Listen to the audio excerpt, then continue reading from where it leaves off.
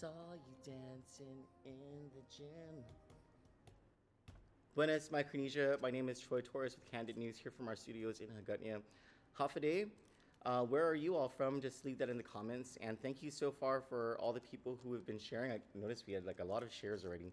If you can, and you haven't already, please share this live stream.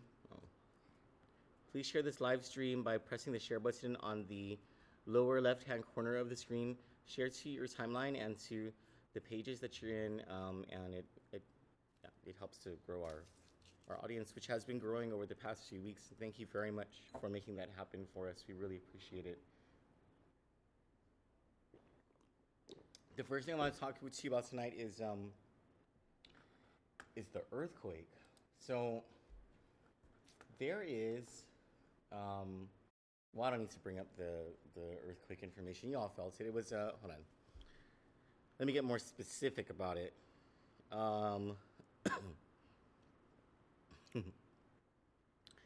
At, I don't know what 7:50 a.m. UTC is, but sometime around 5:50 p.m., a magnitude 5.7 earthquake was felt. It was located at 13.51 north, 145.32 east. I think north latitude, east longitude. Had a depth of 33 kilometers. I think that's like 17 miles or something. Macro seismic intensity was at a 4. I don't know what that means. Anyway, this is what happened, okay? At around 5:50 p.m. in the Guam legislature, there was a rumble, right? And this is like the backstory to this earthquake. Around 5:50 p.m., there was a rumble at the legislature. They were arguing about gambling, and Senator Amanda Shelton is a big defender of gambling interests on this island because a lot of the money that went into getting her elected were from gambling interests, and so of course, and her family makes lots of money off of Liberty machines. So she was in a heated argument with former Senator Joe Mann Brown, who left SeaWorld and swam all the way over here.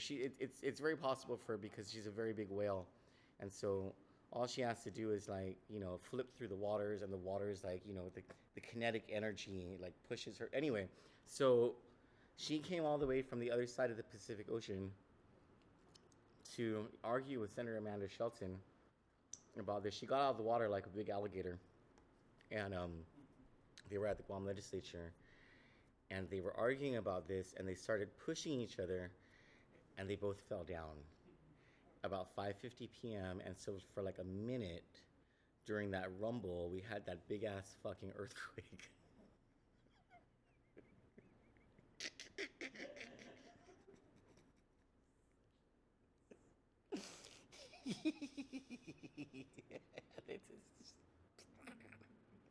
I love me a good fat joke.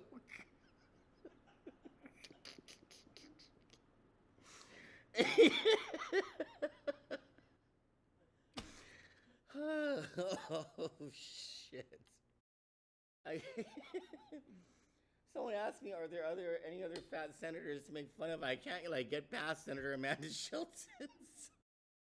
To think about it, Tello's not fat. Kelly Marsh is, she's svelte, right? Regine Lee's not fat at all. Talina Nelson, she'll beat you the fuck up. So I would never go. I would never have that conversation about her. Mary Torres, she's sexy, are there any fat men in the legislature? I can't. No, I don't think there are. They're all kind of skinny or woman-like,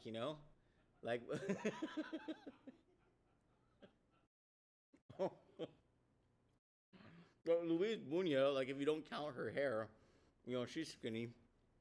Oh no. Happy Friday, everyone.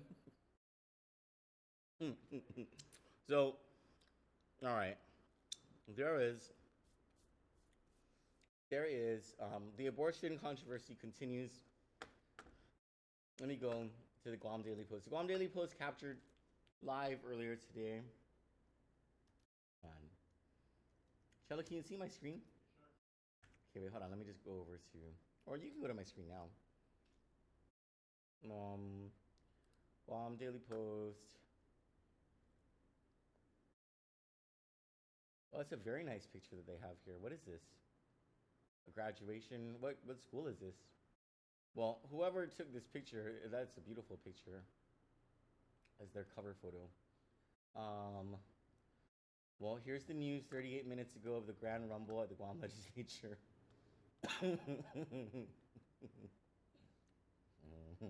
Hold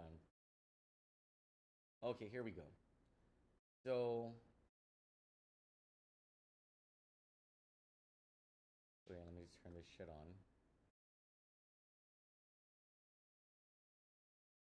Son of a bitch.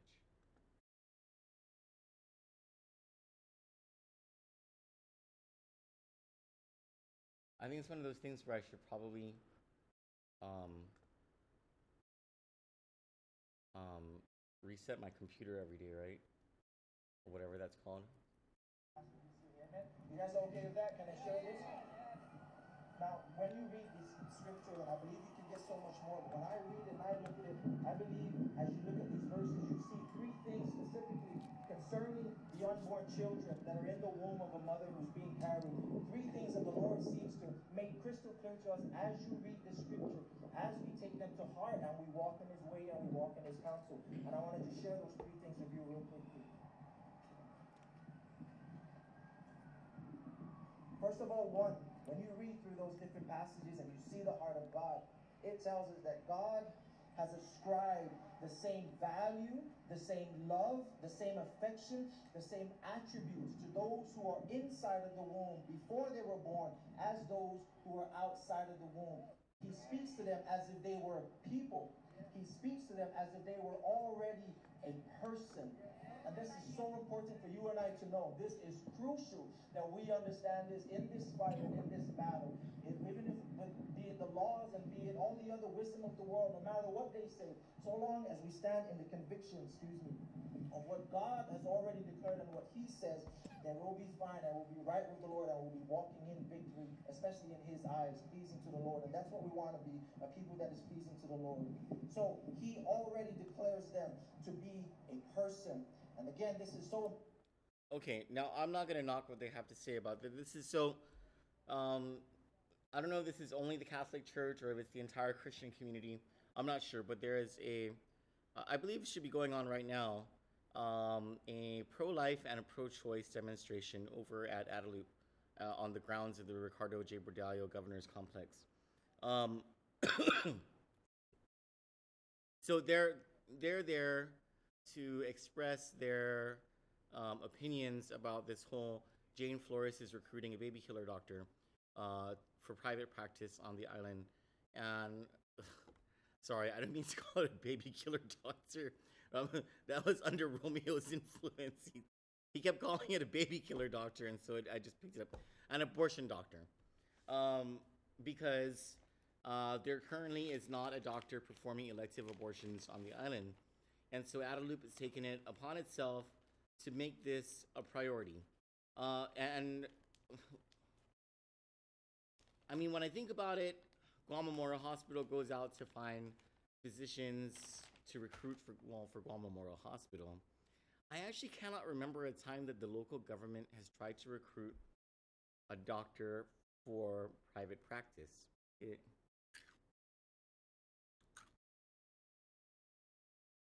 It seems weird. I'm not sure if it's legal, but even if it were legal, I can't think of a precedent. So this might be an unprecedented thing. And I suppose what is gnawing at people who, despite them being either pro-choice or pro-life,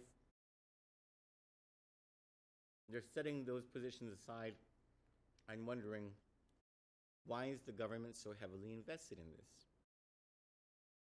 on the pro-choice side of things, people who are choicers, at the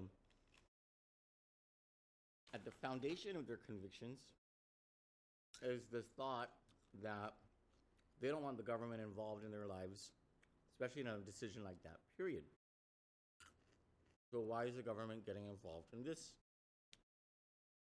And then on the pro-life, for the pro-life people, it's like, well, why don't you rub it in our faces even more? Yeah, you're a pro-choice administration and whatever. Now you're taking these extra steps to see this through.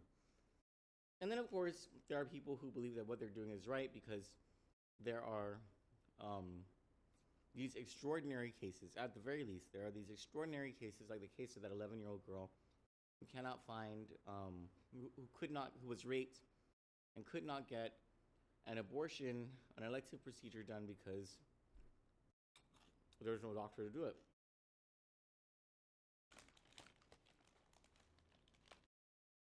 But then the thought process goes, if Adeloop is going out of its way to recruit an abortion doctor, especially for cases like that, did Adeloop do anything to perhaps send that girl off island?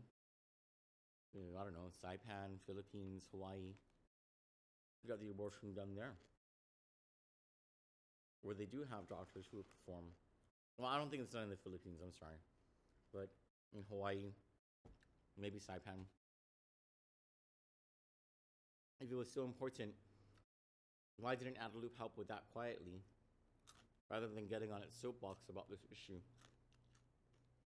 But the real problem I have with what they're saying in these demonstrations isn't about this issue at all. It's, where the fuck was the Catholic Church about the 12-year-old girl who was raped at Mount Carmel? Where was that demonstration? Where's their assistance for that 12-year-old girl? What are they saying about children who have been hurt by Catholic priests? I don't see demonstrations like that happening. Yet, we have this on the front lawn of Adeloop. And they're spewing all of this magic from Scripture about how we're supposed to be helping the children. Sounds like a bunch of hypocritical bullshit to me, when they've had all this time to defend children who have been hurt by the church itself, and you haven't heard a peep out of them. So, there's my 2 cents about that. If you have any 2 cents on the matter, you're welcome to call us at 922-6397, and we can engage in any conversation you want about it.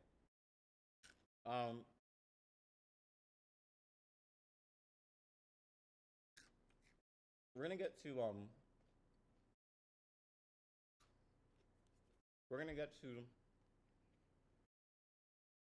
what we've discovered to be a very rotten situation with the war claims effort on the part of Adeloop in just a second. But I wanted that to be the last thing that we discussed today. So let's do the sex offender registry first. Chella, we're doing what, Tumuning?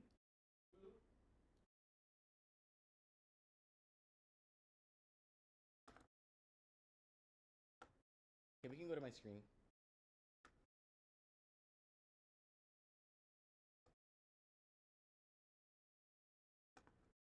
Oh, there's only 22 in Tumuning. All right. Rodney Kanata Uggan is a level 1 offender born in 1960. He's on the fat side. Convicted in 2001 of second-degree CSC as a first-degree felony. 4 counts. Oh, Jesus Christ. 2 victims. One is a 5-year-old female. The other is an 8-year-old female.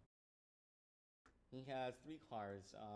A gray 2005 Toyota Highlander license plate Chalampago 9120. A green 2004 Jeep Liberty Renegade license plate Maina or Mighty 5635. A beige 2003 Toyota Highlander license plate Inarahan 4966. He lives I don't know if this is an actual address. Route 16, number 6. That doesn't sound right. Well, let's check it out. He's employed at Harmon Industrial Park. I don't know who's responsible for the sex offender registry, but it doesn't sound like they're doing too good of a job in it together. This is not like an address. That's not even valid.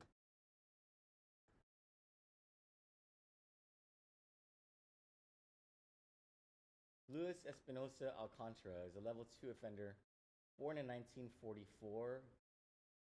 Convicted in 2003 of second degree CSC as a first degree felony. His victim was a 10-year-old female. He drives a beige 2005 Ford Explorer, license plate GGO2147, and he lives on 134 Mall Street, Unit B311. Now, if Mall Street isn't anywhere near the Micronesia Mall, I'm going to find that weird. But that's not even Tamuning anymore, right? Where the mall is? Where is this?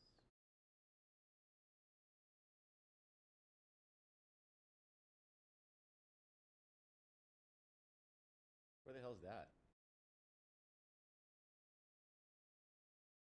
Let's see.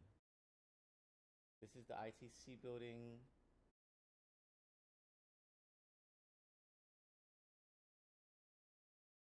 This is Cortec. Oh, he lives either in this summer. What's this called? Not Somerville. Summer something. This is the other summer something. He lives somewhere here, where the Cortec headquarters is.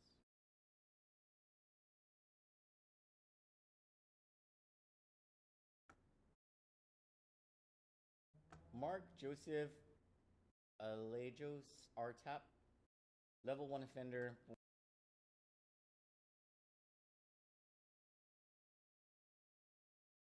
The scan converter? Yeah. Sec.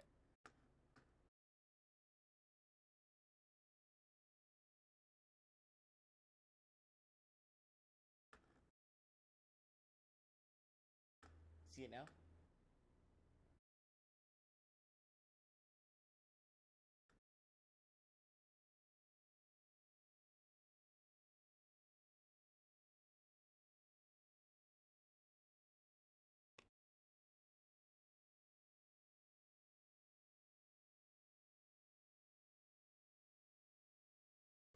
You got it?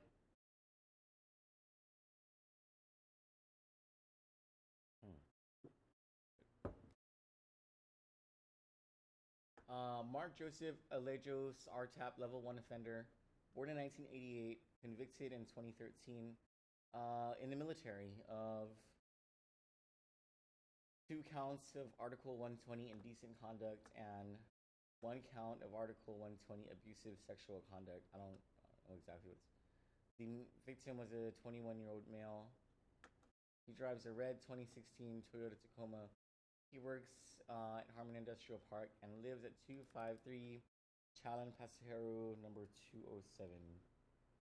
Is that the airport road? Chalan Pasajero? Let's see.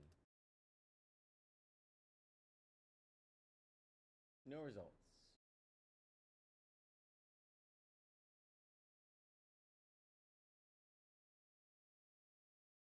No result. Maybe it's spelled wrong, right?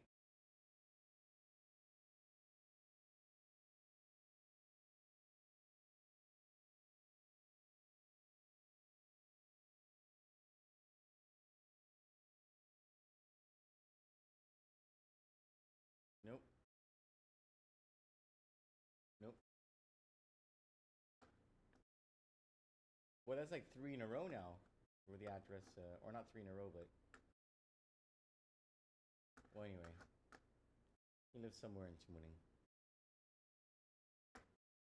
Kevin Gerard Barcenas, level 1 offender, born in 1974, convicted in 2014 of 4th degree CSC as a misdemeanor and child abuse as a misdemeanor. His victims were 11 and 14-year-old females. He works on Clara Road in Totu and lives on, well, it just says Estrelita Street in Toowoomba. Let's at least see where Estrelita Street is. This is a very, like, shitty ass maintained sex offender registry, at least in Toowoomba. I'm not sure how they can.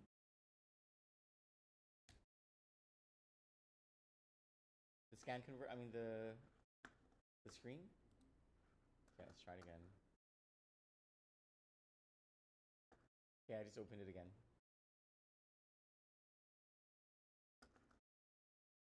Okay.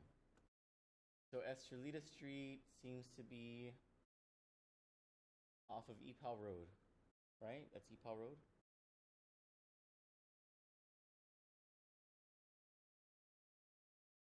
No.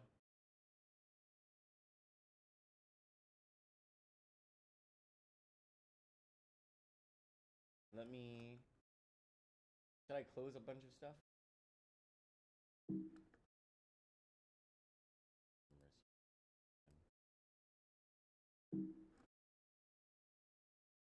Alright, let me just cancel all this shit. Hate this shit.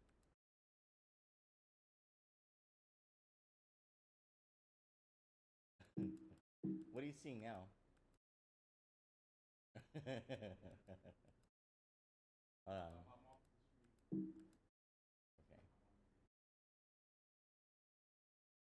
Like turn off the NDI, then turn it back on?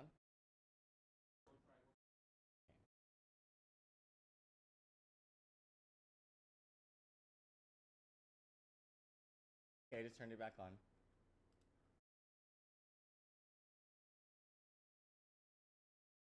Okay, so this is Estrelita Street off of Epal Road. So this is the road. Like you're gonna turn into Hotel Epal, otherwise known as 50 Shades of Grey, otherwise known as that place that's making you very uncomfortable for me to say while you're sitting right next to your girlfriend. And you're all saying, what is that place that he's talking about? Well, this guy lives near there. Actually, right behind it.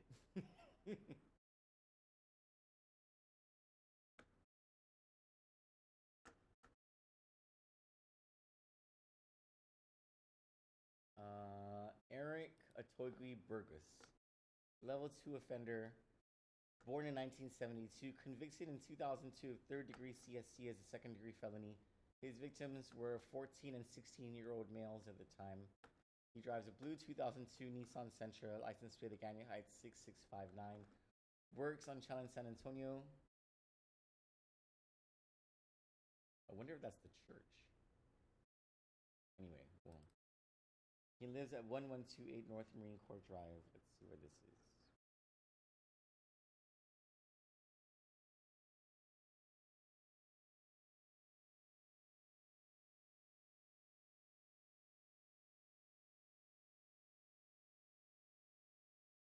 Oh, he lives in Harmon.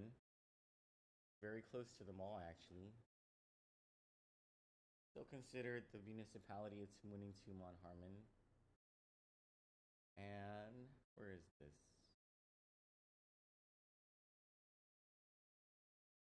The hell is that? Is it that AT&T building?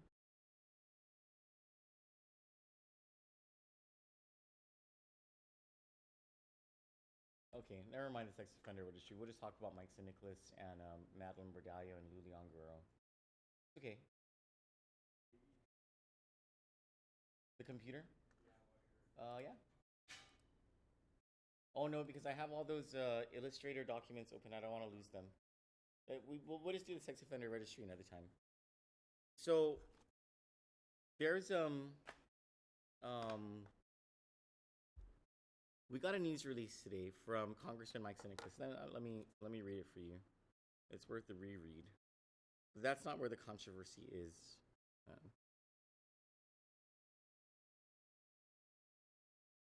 And mind you, what I'm reading from you is WhatsApp. It's a news release from a WhatsApp from Congressman Mike St. Nicholas himself, I'm not telling you that to brag that we communicate.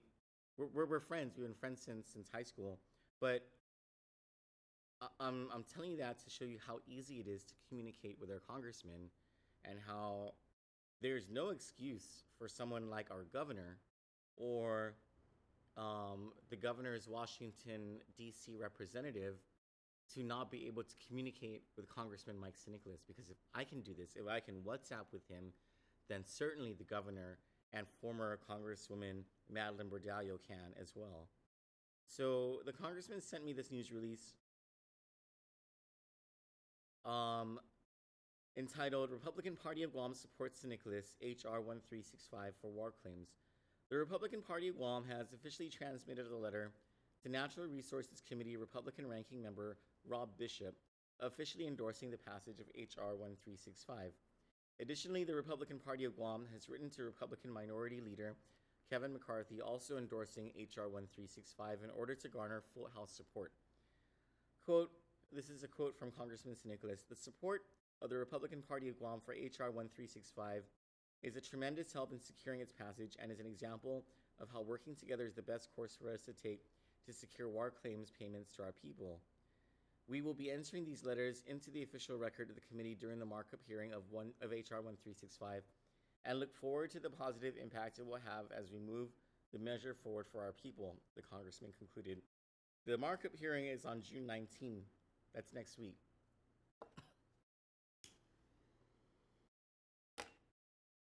So we called the governor's office. We're finally able to talk to Janela Carrera and to ask her what gives. First of all, is the governor going to be at this hearing on June 19? She says, as far as she knows, no, the governor will not be traveling to Washington, D.C. to attend this hearing, which would be, in my recollection of these things, perhaps the first time a governor does not go to Washington, D.C., testify in support of a congressman's war claims bill.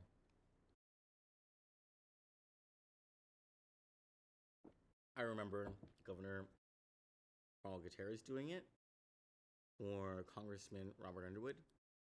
I remember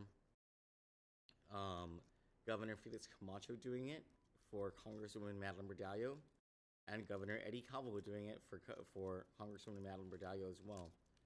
So we wondered why Governor Lulian Guerrero will not be doing the same for Congressman Mike Nicholas's bill.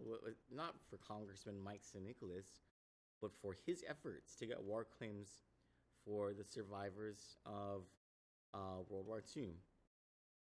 And so we asked Janela whether the Leon Guerrero administration supports this bill.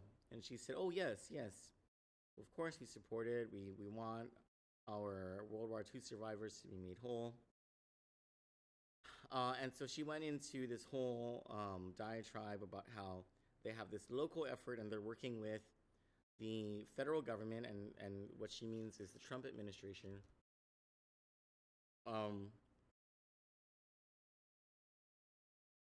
for this local effort to use money previously earmarked for Medicaid matching that won't be used for Medicaid matching anymore. So they're taking that route. And apparently they don't need Congress for that. They need the Guam legislature for it. She called it a local effort. She kept talking about working with federal partners. And so I asked her whether this needs some sort of approval, or whether they got some stamp of approval from Secretary of the Treasury Steve Mnuchin. She said, no, nothing formal. They're just in talks right now. I asked her, how is it possible that they are sure that the warnings from Congressman Mike Nicholas that what they're doing will endanger the war claims process? How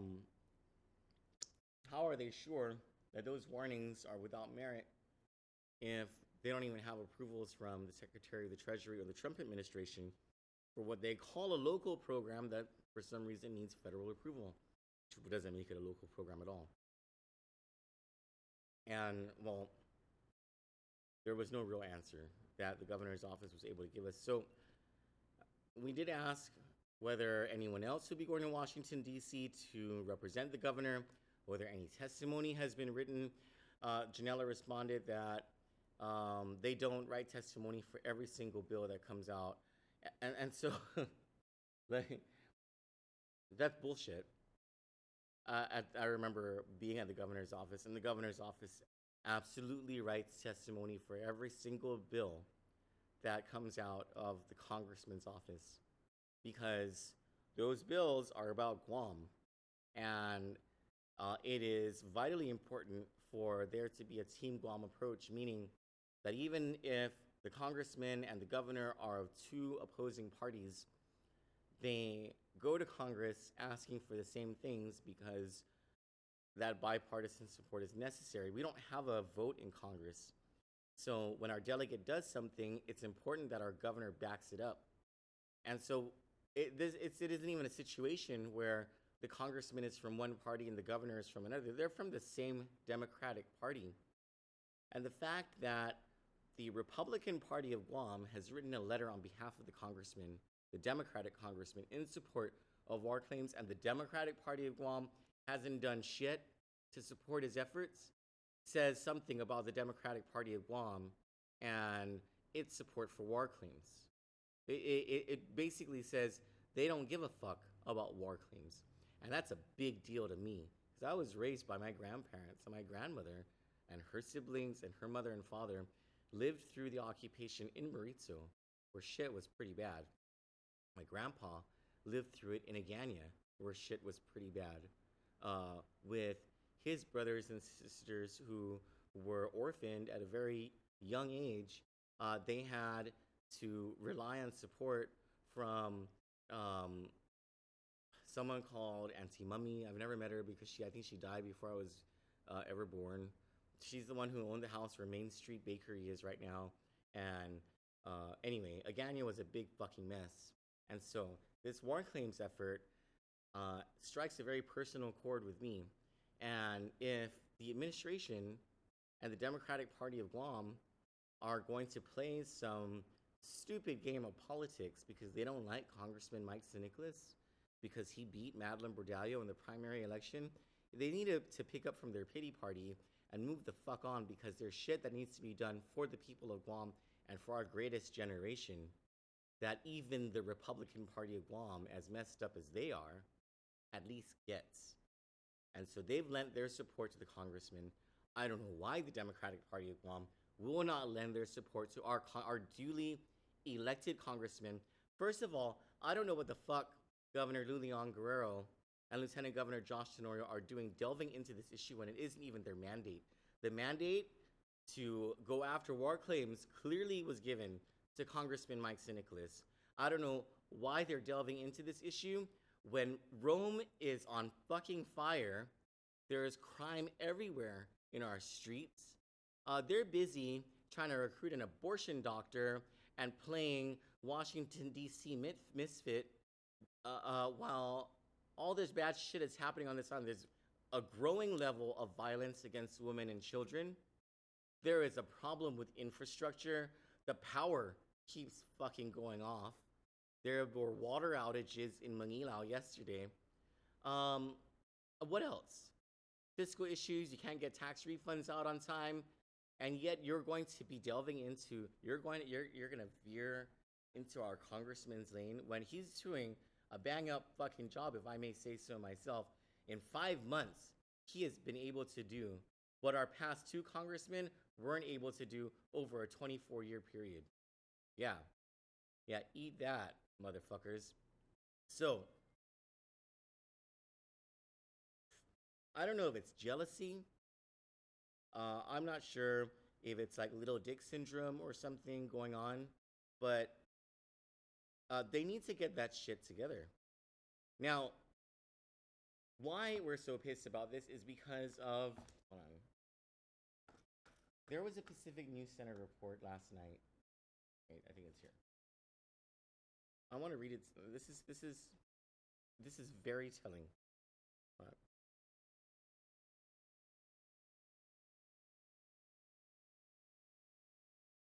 The screen is showing? Well, this is, let me just at least, I need to get it off of WhatsApp.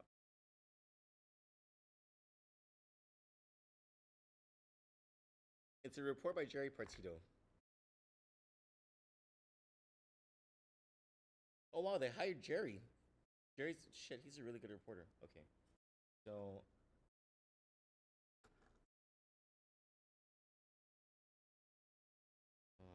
PacificNewsCenter.com.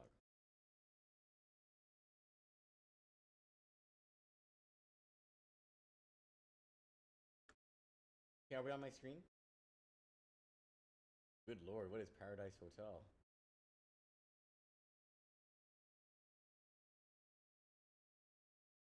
All right.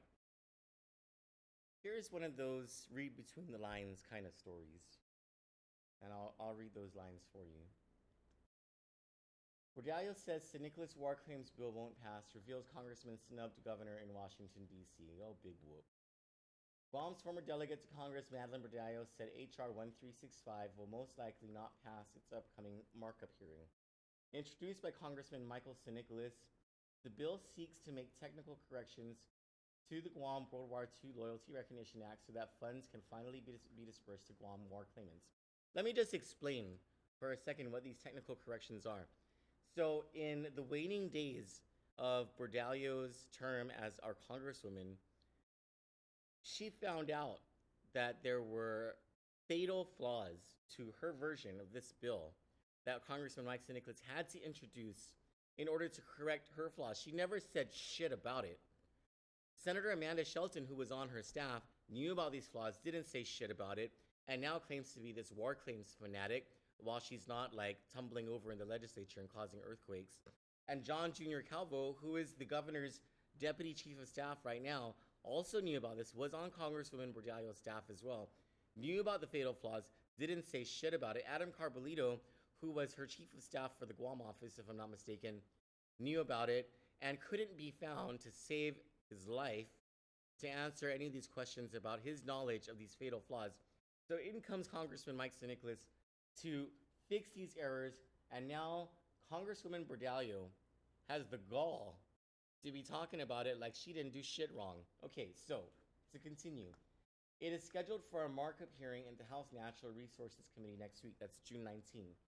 Bordallo, in an interview with Patty Arroyo's show at K57, said she has talked with the House Natural Resources Committee chairman about the legislation. Really? Let's get back. We'll get back to that. Just remember what she said, that she spoke with the House Natural Resources Committee chairman about this legislation. According to Bordallo, the chairman confided to her that the St. Nicholas bill will likely not survive its markup hearing. Quote, I learned that the bill doesn't have much of a chance. He said there's just a lot of flaws with the legislation, unquote, Bordallo said. In response, Congressman Michael St. Nicholas said H.R. 1365 was drafted in close consultation with the National Resources Committee staff and the U.S. Treasury Legal Counsel. Quote, this is their recommended language, St. Nicholas said in a statement sent to K57. St. Nicholas has been at loggerheads with the Leon Guerrero Tenorio administration over the approach to getting war claims. St. Nicholas said his office was not consulted in Governor Leon Guerrero's decision to use local funding for war claims. He also said that any work now to change the federal war claim structure that has already been adopted will set the clock back for everyone. During the interview with Patty Arroyo, Bordallo gave hints of discord between St. Nicholas and the current administration, including a snub of the governor and her delegation when she was in Washington, D.C. Big fucking whoop. Quote, we actually went to the congressman's office and we waited for up to 25 minutes, but he didn't meet with us. That was a breach of protocol of the highest order. Do you think you're the fucking Queen of Sheba, Congresswoman Bordallo? Do you think that you and Governor Leon Guerrero deserve some sort of fucking red carpet? Do you think you're queens, that you were anointed by God to be in these positions of power? Because you weren't. First of all, Congresswoman Bordallo, you were booted out of office. Secondly, Governor Leon Guerrero made it into office by the skin of her fucking teeth. Third, the mandate to deliver war claims to the people of Guam wasn't given to either of you. It was given to Congressman Mike St. Nicholas. what was I on? 1, 2, 3. Fourthly, we gotta read between the lines on what's being said here. Now, he says, Bordallo, in an interview with the Patio Royal show at K57, said she has talked with the House Natural Resources Committee chairman about the legislation. The chairman confided to her that the St. Nicholas bill would likely not survive its markup hearing. Really? So, Congresswoman Bordallo, you talked to the chairman of the House Natural Resources Committee. And according to Janela Carrera at the governor's office, where Congresswoman Bordallo works, no one at the governor's office has talked to Congressman Mike St. Nicholas. What the fuck are you doing talking to the chairman of the House Natural Resources Committee if you haven't even talked to Congressman Mike St. Nicholas about this measure? And let's talk about a horrendous breach of protocol there. Why are you talking to this guy who is not part of our district, not a resident of this island, and you're not talking to the guy who actually represents our people? It makes you wonder what the fuck they're talking about. And then she says that the chairman confided to her. Oh, so now we're playing rumors, huh? Now we're playing gossip. Let's gossip about Congressman Mike St. Nicholas and his efforts for Guam. Why would you do that? Why would you take it upon yourself to have these conversations? And did you even tell Congressman Mike St. Nicholas about this? When you got this confided information from the House Natural Resources Committee chairman, why didn't you call Congressman Mike St. Nicholas right away and tell him about this? Why is he hearing about it on the Patio Royal show? Exactly, how is that supposed to help the people of Guam? I'll tell you, reading between the lines here, people, they're sabotaging Mike St. Nicholas. That's all they're doing. They went to Washington, D.C. to fuck him up. And you know what suffers isn't necessarily Congressman Mike St. Nicholas, it's the war claims effort. The Leon Guerrero administration is purposely sabotaging the federal effort for war claims so that it can claim a local victory with its stupid local program that hasn't even received the stamp of approval from Secretary Mnuchin at the Treasury Department. Yet, Congressman Mike St. Nicholas has already been in consultation with the U.S. Treasury Department's legal counsel that the language in that bill comes from them. Just amazing. This is so fucking ridiculous. The politics in this town, it's ridiculous. Here's a guy, our congressman, trying to make shit right because Congresswoman Bordallo fucked it up. In the 10, 12 years that she was in Congress, couldn't deliver war claims. She fucked it up in her last year. Congressman Mike St. Nicholas is going about trying to fix it quietly without blaming anybody. And they go and sabotage his efforts. Our own governor's office. In our 75th year of the liberation of this island, and in those 75 years, lots of those survivors have died. Fucking heartless. You guys in the Leon Guerrero administration are full of shit, is what you are. Just completely beyond your goddamn rocker, full of shit. Sabotaging the efforts of our congressman, sabotaging the war claims effort. You guys should be arrested for crimes against the people. Amazing. This is what I've actually never seen this level of politics played with an issue as important as this. Never. Talk about Eddie Calvo and his corruption. Hey, I've just never seen it this bad. This is politics of the highest order in the worst kind of way. And you guys should be ashamed of yourselves in the Leon Guerrero administration. Just fully ashamed of yourselves for what you've done to the people of Guam. And if this bill actually does fucking fail, it will be Madeline Bordallo and Lou Leon Guerrero's fault. So fuck you guys. Why don't you pick up the goddamn phone with Congressman St. Nicholas, for as late as it is in Washington, D.C., is still online, working, trying to fix the shit that you fucked up. It just makes me so fucking pissed. Anyway.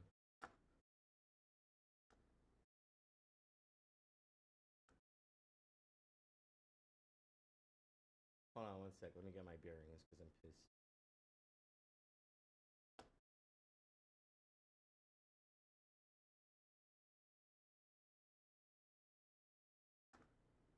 Oh yeah, I think I need to like reset the computer or something because it's really slow.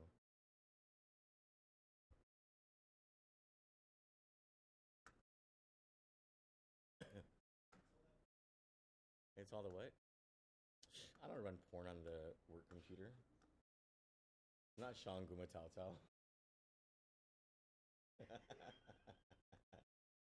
The fuck? Okay, I'm too riled up. I was gonna do the whole like if we were governor thing, but I'm just too riled up for it. So here's a song for Congresswoman Madeline Bordallo. I can still remember how that music used to make me smile. And I knew that if I had my chance, I could make those people dance. And maybe they'd be happy for a while. Make him dance. Good night, Guam. Have a safe weekend.